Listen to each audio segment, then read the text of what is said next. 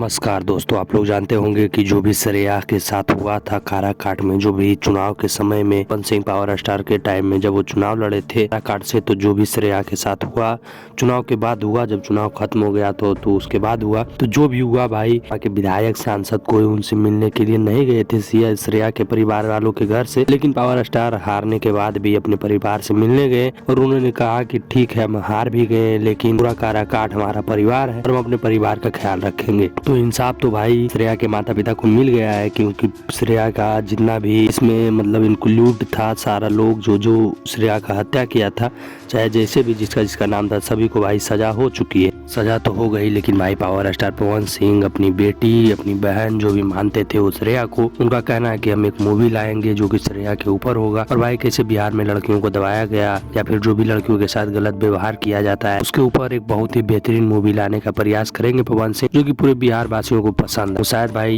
यह चीज बिहार को पसंद आना चाहिए, बिहार की जनता भोजपुरी की जनता को पसंद आना चाहिए, क्योंकि भाई किसी की बेटी चली गई और पावर स्टार पवन सिंह इस चीज को दिखाएंगे कि हाँ देखो किस तरीके से किसी की बेटी के साथ क्या किया जाता है। बाकी भाई आपको क्या लगता है कि कैसा मूवी होगा पावर स्टार पवन सिंह का ये वाला श्रेया के ऊपर, हमें कमेंट कर सकते हो। बाकी भाई पावर स्टार आपको कैसे लगते हैं ये भी हमें कमेंट में जरूर बताइएगा। और भाई अगर आप हमारे चैनल पर पहली बार आए हो तो चैनल को सब्सक्राइब करके इस वीडियो को शेयर कर दीजिएगा और कमेंट जरूर कर दीजिएगा कि यह वाला वीडियो आपको कैसा लगा। और भाई पावर स्टार पवन सिंह का न्यू जो मूवी होगा श्रेया के ऊपर, वह ठीक रहेगा पवन सिंह को बनाना या फिर नहीं बनाना चाहिए। बाकी भाई मिलते हैं किसी नेक्स्ट वीडियो में किसी अच्छे टॉपिक के साथ,